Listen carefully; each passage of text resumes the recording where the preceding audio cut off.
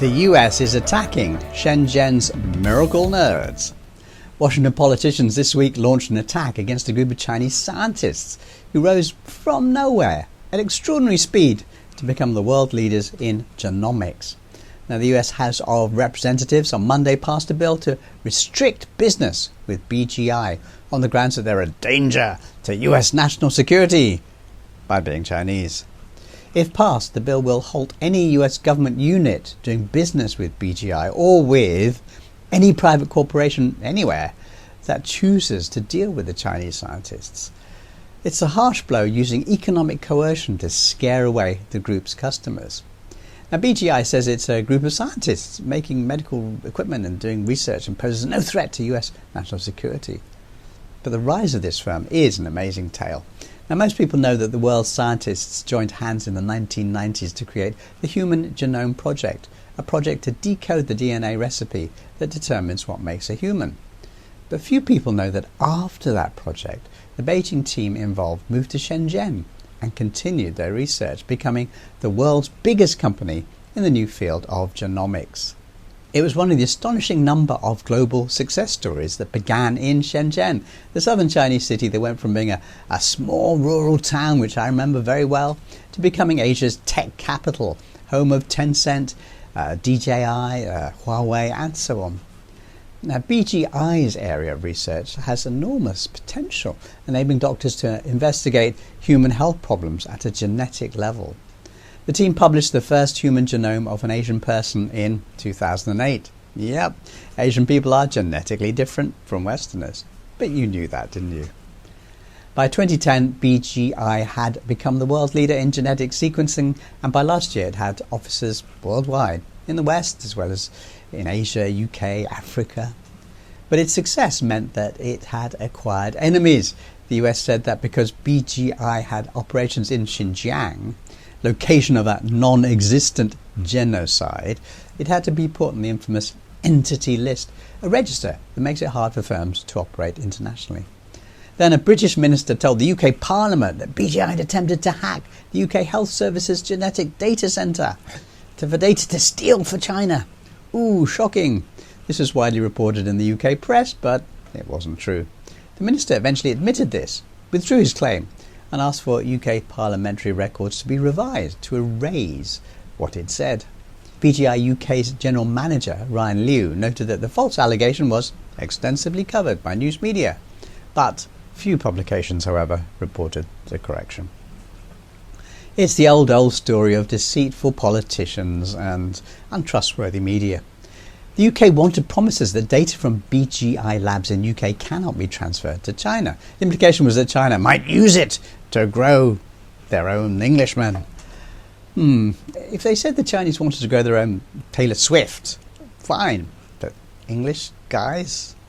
In the US, there were fears that the Chinese would steal the poop of US visitors to the Beijing Olympics to harvest DNA so they could grow their own Americans. This was, of course, all ridiculous. The downside of excessive free speech is that anyone can say pretty much anything, entirely disregarding how much harm it does. Anyway, anyone who thinks the Chinese want to grow Englishmen or Americans probably doesn't know the first thing about China. Meanwhile, BGI has been getting on with loads of projects. It's been looking at the axolotl, a creature that can regenerate dead brain cells. The aim is to transfer that ability to humans. If parts of your brain have deteriorated, just generate new brain cells. On the downside, doing that could keep old guys in power forever. Not a pretty thought. This week, BGI showed off this box. It's a tiny portable genetic sequencer. You can hold it in one hand. But the US House of Representatives on Monday passed a bill to restrict business with BGI. What's this really about? Well, the US has firms making similar portable genetic sequencers, although not as capable as the Chinese one. A spokesman for BGI said, "We are disappointed that the US legislative process is being used to pick winners and losers." In other words, the US is not playing fair, which will come as a great surprise to absolutely no one at all. Anyway, I'm hoping for a happy ending. I remember a classic movie named Revenge of the Nerds, in which the bullies were the stronger people, but the nerds won in the end. Let's hope real life imitates art. if you can call that movie art. US senators need to realise that their country has grown rich through international trade. Now they want to change the rules to prevent hard-working people in poorer countries to also rise. The West talks a lot about values. Where are they? Goodbye.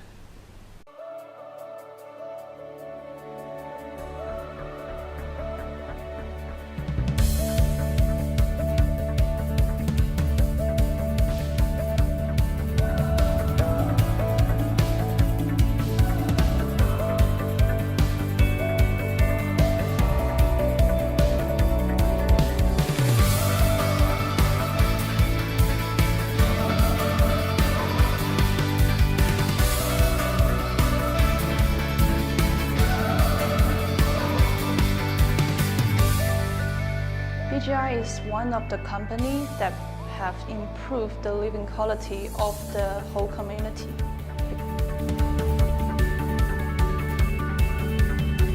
It's the life science that we combine the research and development together with the business. So it's really a closed cycle, or what we call it the ecosystems. This is the beauty of BGI that inspires me every day.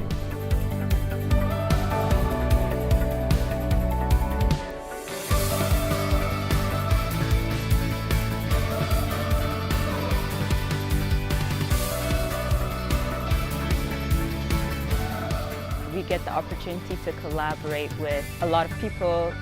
There's always a learning curve, which makes the job very exciting, I would say. My passion in BGI is to looking for a new challenge and new opportunities.